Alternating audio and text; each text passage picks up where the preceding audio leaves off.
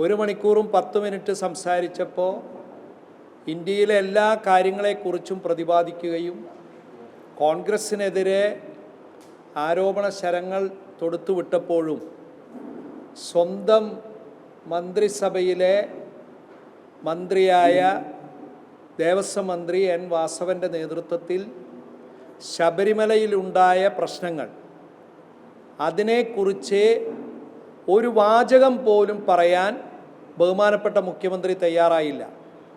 വലിയ സ്വർണ്ണ കൊള്ളയാണ് നടന്നതെന്ന്, ദൈവത്തിൻ്റെ സ്വത്ത് പോലും നിങ്ങൾ കട്ടില്ലേ എന്ന്, മാത്രമല്ല ദൈവത്തെ പോലും വെറുതെ വിടില്ലേ എന്ന് ബഹുമാനപ്പെട്ട സുപ്രീം കോടതി ചോദിച്ച ഒരു വിഷയത്തിൽ ബഹുമാനപ്പെട്ട മുഖ്യമന്ത്രി ഒരു അഭിപ്രായം പറയാതെ പോയത് തീർത്തും ശരിയല്ല.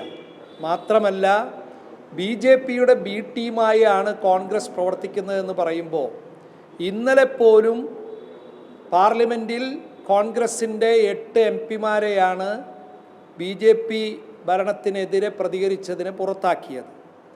നിരന്തരമായി BJPക്കെതിരെ കേന്ദ്രത്തിൽ കേരളത്തിൽ സ്ഥിരമായി എന്നു വേണ്ട അത്തരത്തിലുള്ള പ്രതിരോധ പ്രവർത്തനങ്ങളുമായി മുന്നിട്ട് നിൽക്കുന്ന കോൺഗ്രസിനെയാണ് ഇത്തരത്തിൽ പറഞ്ഞത്. മാത്രമല്ല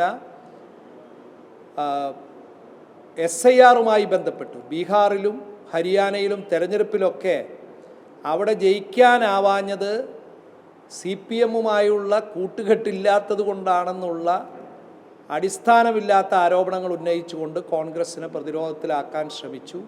SIR-നെതിരെ വളരെ ശക്തമായ നിലപാട്, അതുമാത്രമല്ല BJPയുടെ തെരഞ്ഞെടുപ്പിലെ രാഷ്ട്രീയത്തിലെ വോട്ട് ചോരിയുമായി ബന്ധപ്പെട്ട കാര്യങ്ങളെക്കുറിച്ചൊക്കെ ശ്രീ രാഹുൽ ഗാന്ധി പറഞ്ഞപ്പോൾ പോലും കാര്യമായ പ്രതികരണത്തിന് മുതിരാത്ത CPM-ൻ്റെ ഇരട്ടത്താപ്പ്, കേരളത്തിൽ ഇവിടെ ഒന്നും ലഭിച്ചില്ല എന്ന് പറയുകയും കേന്ദ്രത്തിൽ പോയി സമരം ചെയ്യുകയും ചെയ്യുക, അതിനുശേഷം PM ശ്രീ പദ്ധതി പോലെയുള്ള പദ്ധതികളിൽ BJPയുടെ സഹായം തേടുക, ഇത്തരത്തിൽ ഇരട്ടത്താപ്പ് കാണിച്ച് BJPയുടെ ബി ടീമായി മാറിയത് കാര്യം നടക്കാൻ CPM-ആണ്.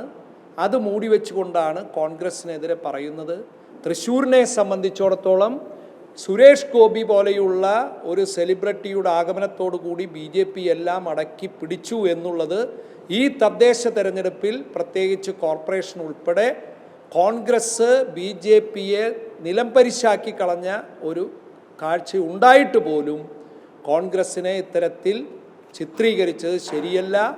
മാത്രമല്ല ശബരിമല പോലെയുള്ള കളവ് നടത്തിയ കാര്യങ്ങളെ മുഖ്യമന്ത്രി സംരക്ഷിച്ചതുകൊണ്ടാണ് ഇന്നലെ പ്രസംഗത്തിൽ പ്രതിപാദിക്കാതിരുന്നത്.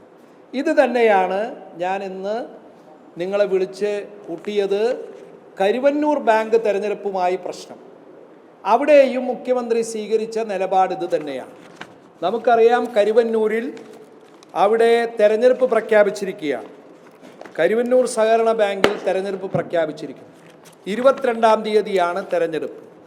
അവിടെ ആദ്യം പുറത്തു വന്നത് ഏകദേശം 400 കോടി രൂപയുടെ തട്ടിപ്പ് നടന്നു എന്നാണ്. 2025 നവംബറിൽ നിയമസഭയിൽ ബഹുമാന്യനായ T. സിദ്ദിഖ് MLA ഉന്നയിച്ച സബ്മിഷൻ, ആ സബ്മിഷന് മറുപടിയായി സഹകരണ വകുപ്പ് മന്ത്രി ശ്രീ വാസവൻ പറഞ്ഞത് 268 കോടി രൂപ ഇനി നിക്ഷേപകർക്ക് തിരിച്ചു കൊടുക്കാനുണ്ടെന്നാണ്. കഴിഞ്ഞ ദിവസം ഒരു പത്രത്തിൽ കണ്ടത് 125 കോടി എന്നാണ്. സത്യത്തിൽ എത്ര കോടി രൂപ നിക്ഷേപകർക്ക് തിരിച്ചു കൊടുക്കാനുണ്ട്, എന്ന് തിരിച്ചു കൊടുക്കും, ഇതിൻ്റെ യഥാർത്ഥ സ്ഥിതി ആർക്കും അറിയില്ല. നിക്ഷേപകരെല്ലാം ആശങ്കയിലാണ്. അവർ നിക്ഷേപിച്ച സംഖ്യകളെല്ലാം പോയി എന്നുള്ളൊരു വിശ്വാസത്തിലേക്ക് വരേണ്ടിയിരിക്കുന്നു. ഈ ഒരു സാഹചര്യത്തിൽ ഈ തെരഞ്ഞെടുപ്പ് നടത്തുന്നത് അത് അവിടുത്തെ സഹകാരികളെയും നിക്ഷേപകരെയും വെല്ലുവിളിക്കുന്ന ഒന്നിനാണ്. എന്താണെന്ന് വെച്ചാൽ, ഈ തെരഞ്ഞെടുപ്പ് നടത്തിയാൽ CPM ഭരണസമിതിയുടെ നേതൃത്വത്തിൽ അവിടെ അംഗങ്ങളെ ചേർത്ത് ഭൂരിഭാഗം അംഗങ്ങളും CPM അനുഭാവികളാണ്. തെരഞ്ഞെടുപ്പ് നടത്തിയാൽ CPM-ൻ്റെ ഭരണസമിതി അധികാരത്തിൽ വരും.